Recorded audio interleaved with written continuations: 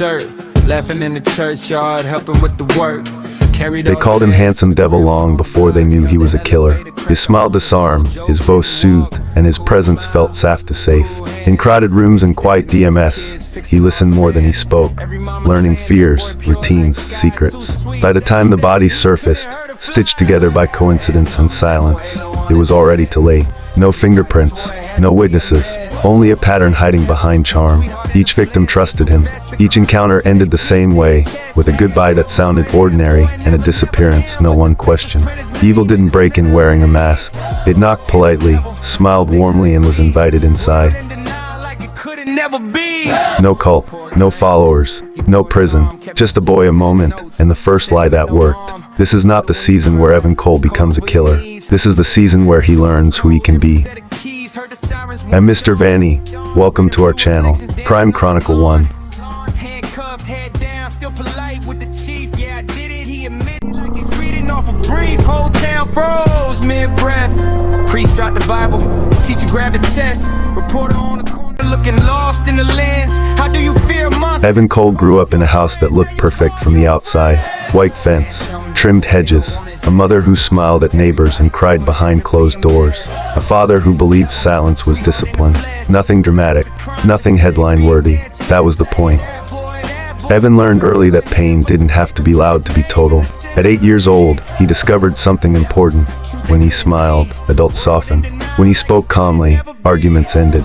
When he said the right thing, consequences dissolved. It wasn't manipulation, not yet, it was observation. High school loved Evan. Teachers called him promising. Girls called him safe. Friends called him the guy who gets it. He wasn't the smartest. He wasn't the strongest. But he understood something no one taught. People didn't want truth. They wanted relief. When his best friend Marcus was accused of stealing exam papers, Evan testified for him. He lied, flawlessly. Marcus was cleared. Later Marcus asked shaken, "Why did you do that?" Evan shrugged. "You look scared." That night, Evan realized something terrifying. Lying didn't feel wrong. It felt useful. University gave Evan vocabulary. Psychology classes explained empathy. Philosophy classes dismantled morality. Debate clubs rewarded persuasion over honesty. He didn't argue to win. He argued to redirect. Professors praised his nuance. Peers confided in him. Evan became the person people told their worst truths to. And he never judged. Not because he was kind. Because judgment created distance. Distance broke access. Her name was Clara Vance. Sophomore. Poetry major. As always searching for reassurance. They met during a group project. She opened up within days. Abusive ex. Estranged parents. The constant fear of being too much. Evan listened. He mirrored her language. Validated her pain. Never touched her. Never rushed her. He became essential. One night Clara said, crying, "I don't know who I am without you." Evan felt something unfamiliar. Not love. Power. Clara started pulling away. Therapy was helping. New friends appeared. She canceled plans. Evan didn't panic. He adjusted. He insisted that others misunderstood her. That therapy often replaced one dependency with another. That only he truly saw her. Clara hesitated, but she didn't fully return. Evan experienced something new then. Loss. And loss felt like disrespect.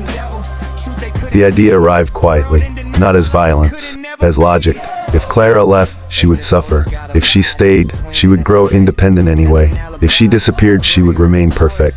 Frozen. Grateful. The thought scared Evan. Then intrigued him. Then calmed him. He didn't plan murder. He planned resolution. It was raining the night. Evan went to Clara's apartment. He brought tea. Apologized. Smiled softly. She let him in. They talked for hours. He listened. She cried. She hugged him. She said, "I think he'll be okay." That was the moment. When Evan realized she no longer needed him. The tea was already prepared. Her medication dissolved perfectly. She fell asleep on the couch, trusting. Evan sat beside her and waited. Clara died quietly. No struggle, no fear. Evan held her hand as her breathing slowed. He whispered, "I'm sorry," and meant Aiton, the way one regrets wasting potential. When it was over, Evan didn't cry. He cleaned. He positioned her gently. He erased his presence. And as he stood to leave, something unexpected happened. He smiled, not out of joy, out of clarity. The death was ruled an overdose. Tragic, understandable, forgettable. Evan attended the memorial, comforted her friends, spoke beautifully about her sensitivity. People thanked him, called him brave. That was when Evan understood the final truth. The world didn't punish monsters. It rewarded performers. Evan wrote nothing down, but rules emerged: never act from anger, never rush attachment, let them invite you, leave no mess emotional or physical, always be mourned. This wasn't compulsion, it was craft. Months later, Evan stood in front of a mirror. He practiced nothing. The smile came naturally now, relaxed, disarming, earned. He looked ordinary, that was the point. As he left his apartment, his phone buzzed. A message from a stranger online. "You seem like someone who understands." Evan tapped back. "Tell me everything." Evan Cole's first kill went undetected. So did the next. The moment Evan Cole stops being a secret and becomes a symbol. This is not about killing bodies. It is about learning how to hunt attention, weaponize anonymity, and turn the internet into a mirror people willingly step into. This is where Handsome Devil is born. This is where Deadpool gets his name. Evan waited, not out of fear but discipline. Months passed after Clara's death. Then a year, then two. He graduated, moved to cities, changed routines, left no emotional residue behind. The first rule he learned wasn't about murder. It was about patience. Grief fades, curiosity doesn't. Evan observed the world quietly, watching how people confess their loneliness online more honestly than they ever did in person. Status updates became prayers, comments became flirtation, likes became validation, and Evan realized something profound. The internet didn't just connect people, it softened them. The username came accidentally, a joke comment under a movie clip, sarcastic, sharp, perfectly timed. Someone replied, "You sound like Deadpool." Evan paused. Deadpool, a character who joked about death, broke the fourth wall, made violence charming. The next day, he created the account. Deadpool Earl, no bio, no profile picture, just words. Evan didn't seek victims yet. He tested reactions.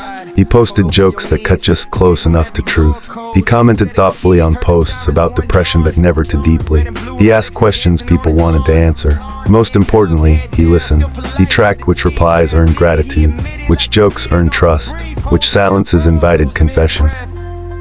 He learned how algorithms rewarded engagement over intent, and he realized something terrifying. The internet didn't just allot predators, it amplified them. Her username was Lily Monroe, aspiring influencer, lonely between brand deals, performatively happy. Evan didn't DM first, he waited. When she posted about insomnia, he replied publicly. Being awake when the world's sleep feels like standing backstage. She liked it, that was enough. Their conversations moved slowly, thoughtfully, safely. He never flirted overtly, never pushed, never lied outright. He simply reflected her back to herself slightly improved. When she invited him into private messages, Evan felt the same clarity he'd felt beside Clara's couch. Permission.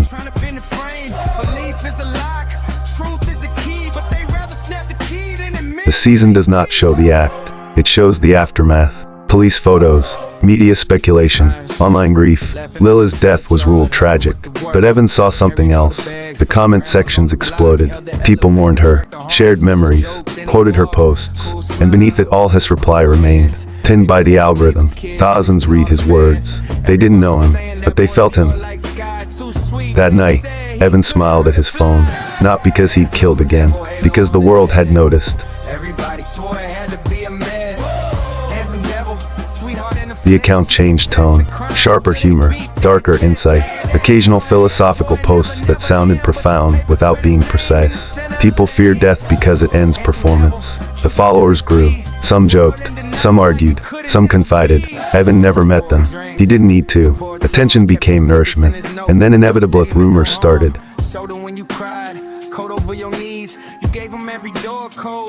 A Reddit thread appeared. Is Deadpool Earl creepy or am I imagining it? Screenshots circulated. Connections were speculated. No proof, no evidence, just intuition. Evan read every comment. He learned how people investigated, what scared them, what bored them. Then he did something bold. He leaned into it. Evan posted a poll. Why do people fear killers more than loneliness? The engagement skyrocketed. True crime accounts reshared it. Podcasts speculated. YouTube thumbnails appeared with his username circled in red. Deadpool Earl became Deadpool Killer. Half joke, half warning. Evan didn't correct them. He let ambiguity do the work. Fear attracts attention faster than truth. This time, the connection was undeniable. Another influencer, another quiet death, another digital trail leading back to a comment Deadpool Earl had left days before. Law enforcement began watching. Evan felt it, not paranoia, recognition. The game had changed. The nickname came from a leaked witness description. He was charming, handsome, didn't feel dangerous. A blogger coined the phrase, the handsome devil. Evan read it twice, then smiled. He understood branding. Deadpool was anonymous. Handsome Devil was personal. Together, they were unstoppable. A stranger messaged him. I think you're like me. Evan stared at the screen. For the first time, someone wasn't asking to be understood. They were offering alignment. Evan tapped carefully. Most people are more capable than they admit. The reply came instantly. Teach me. Evan leaned back. This season did not end with a murder, but with the birth of something far worse. A network. A final post appears on screen. I don't kill people. I listen. They do the rest. 3 months. 4 more bodies. 3 states. Different victims. Same similarities. They lived alone. They had spoken privately with Deadpool Earl. They trusted whoever killed them. Each death was quiet, clean, almost gentle. No signs of panic. And always something symbolic left behind. A red playing card. A quote. A deliberate pose. The internet gave him a name before law enforcement could stop it. The Deadpool Killer. Deadpool Earl didn't disappear. He posted more. Dark humor, philosophy, emotional insight. People mistake kindness for harmlessness. The follower count surged. Podcasts speculated. YouTube channels analyzed his comments. True crime communities debated whether he was real. Deadpool Earl never confirmed anything. He didn't need to. Mystery fed attention. On August 9, 2019, at exactly 11:11 p.m., the account uploaded a video. No filter, no distortion, just a man looking directly into the camera. Young, attractive, calm, smiling. The internet exploded. It's too handsome. This has to be fake. They'd trust him. That same night, another body was found. This time, police couldn't deny the connection. Detective Elena Cross had hunted violent offenders for 2 decades. This case disturbed her, not because of brutality but because of consent. These people let him in, she said. They trusted him. She noticed something chilling. Every victim had publicly expressed loneliness, not despair, need. The killer wasn't hunting victims. He was hunting emptiness. Authorities monitored the account, tracked its activity, mapped interactions, built a digital profile. Deadpool Earl taunted them subtly. You're looking for a monster. That's why you won't see me. Then he made a mistake.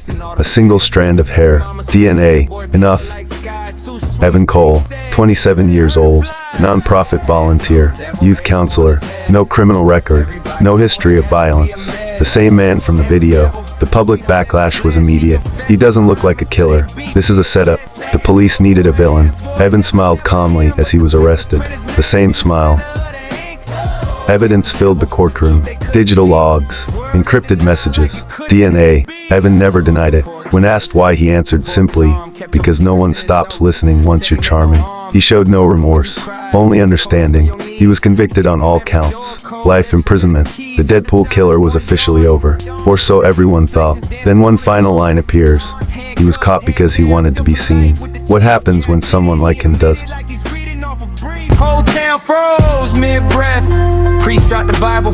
Teacher grabbed the chest. Reporter on the corner looking lost in the lens. How do you fear a monster that you called your friend? Say you